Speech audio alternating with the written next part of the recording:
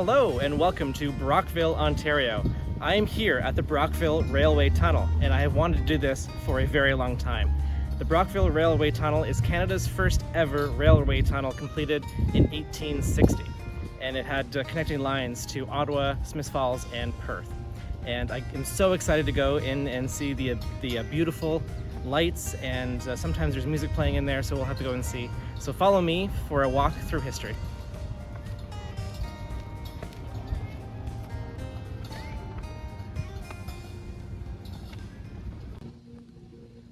Okay, so one of the really cool things down here by the railway tunnel is this Canadian Pacific caboose. And there's some information on the caboose. Let's go and learn about it.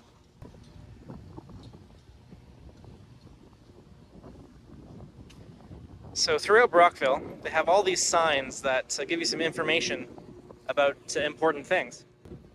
Alright, so the Brockville caboose, built in 1954, donated and restored and placed here in 1987.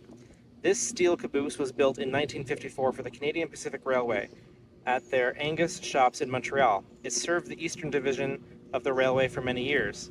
Cabooses to trainmen were usually used for the end of freight trains. The Brockville caboose, serial number 437464, probably began its life as an assigned caboose, but later functioned as a pooled or run-through caboose.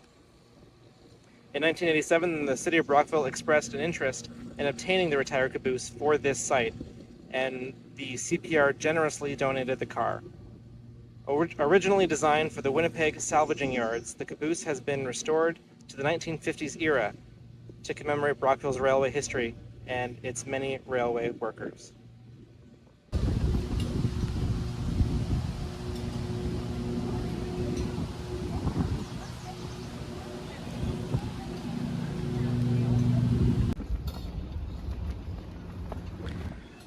All right, let's take our trip down the Brockville Railway Tunnel.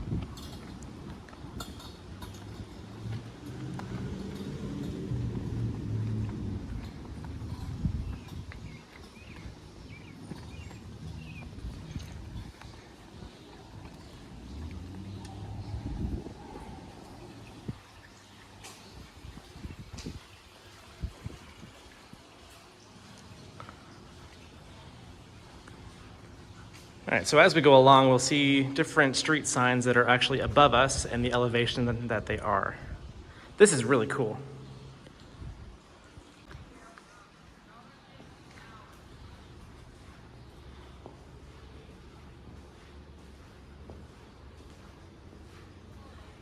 All right, so as we go along, we're going to get some history facts here. So the railway tunnel from the Canadian Pacific Railway yard, about 1950, when the tunnel was still used to deliver raw materials to a few remaining waterfront industries.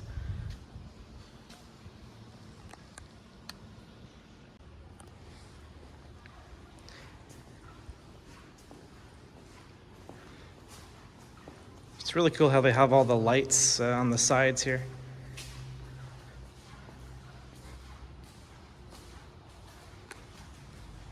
And the reason the ground is wet is because there's actually groundwater dripping down from the ceiling.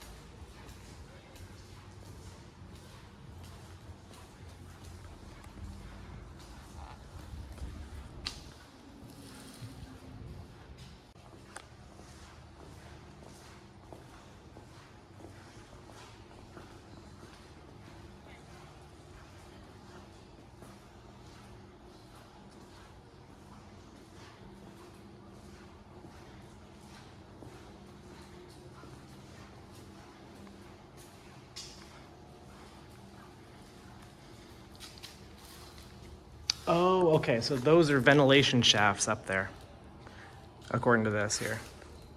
Steam locomotives that first traveled through the tunnel bleached clouds of smoke and steam, and it was important to provide venting for all the steam and smoke.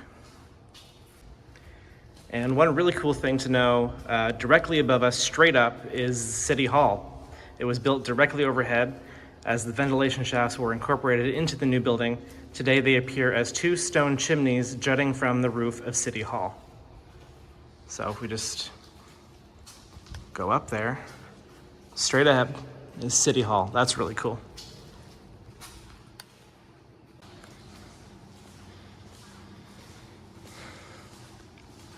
All right, so directly above us now is King Street, about 8.6 meters straight up.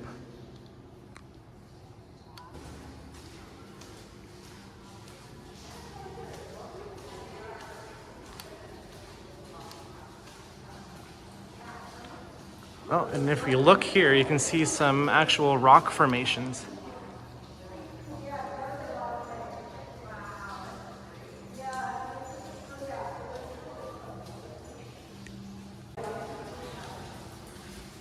All right, so as you can see, there's actually some groundwater dripping down on the sides here.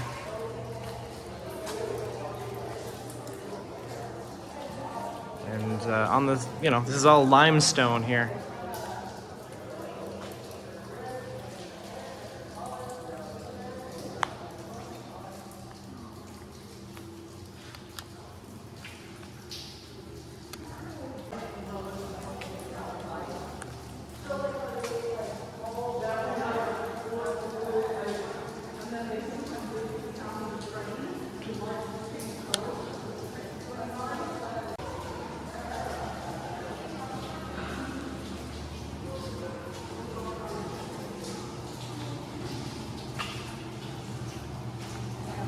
So here it talks about all the mineral formations in the groundwater that is dripping from the ceiling.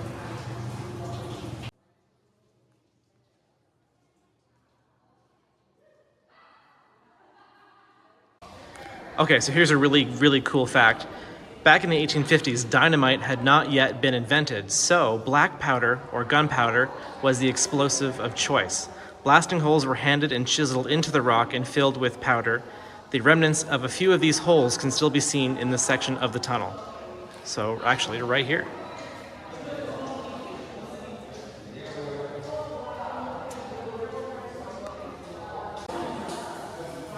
So just one thing about coming in here, don't forget to look up.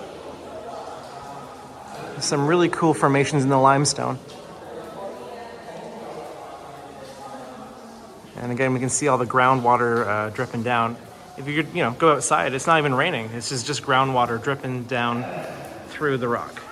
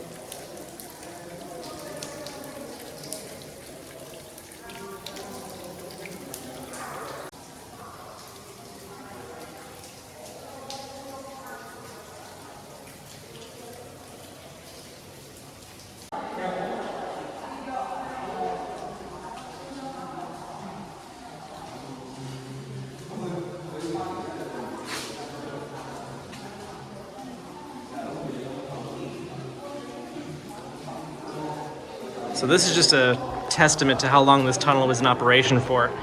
Diesel locomotives. In order to service the remaining waterfront industries when steam engines were taken out of service, a pair of yard diesels were used up until the early 1970s.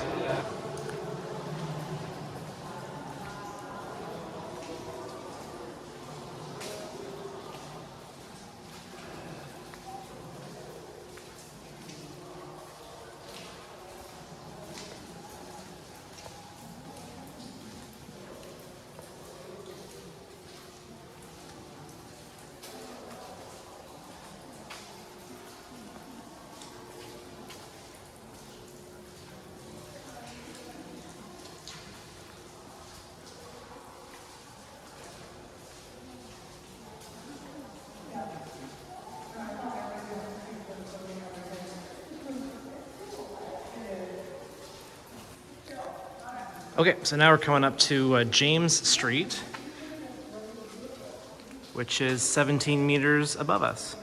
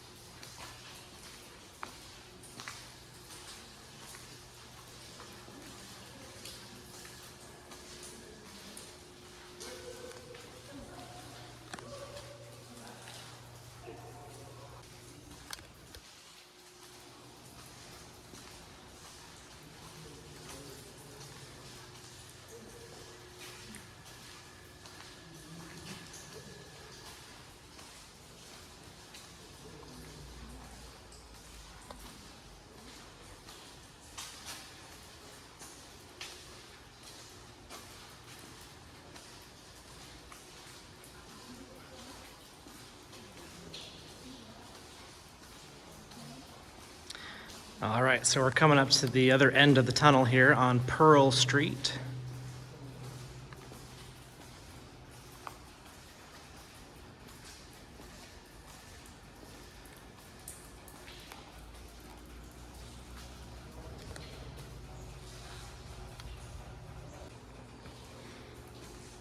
All right, so here we are at Pearl Street, which is only 10 meters above us.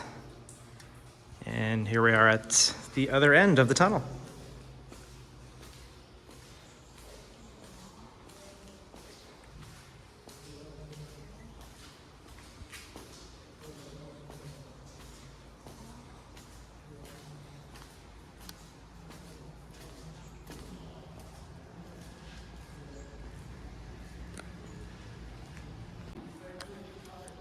So one way you can learn more about the Brockville Railway Tunnel is going to their website, brockvillerailwaytunnel.com, or you can follow them on all their socials on Facebook, Instagram, and on Twitter, which is now X. Okay, so one of the amazing things they have here are these donation boxes. And one way to support all the work they do here is to give an awesome little donation, so we're going to do that.